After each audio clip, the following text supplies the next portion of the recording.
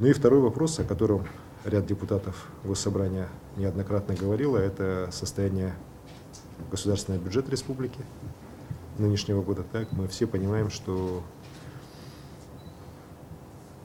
определенные ошибки, которые были допущены при его формировании, они сегодня приводят к тому, что у нас остается непокрытым ряд наших расходов, которые не отражены в бюджете, вместе с тем обязательно должны быть профинансированы. Ну, например, возьмем вопросы по возмещению нашим коммунальным предприятиям. Это порядка 10 миллиардов рублей,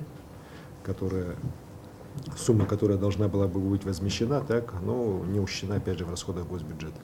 И здесь тоже надо будет принимать меры. Я думаю, что потом мы еще дополнительно на эту тему поговорим.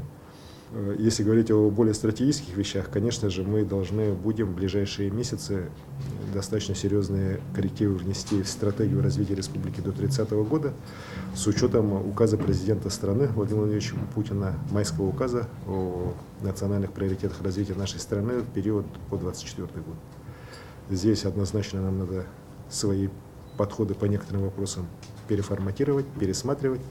Я очень надеюсь, что депутаты Госсобрания в этом будут активно участвовать.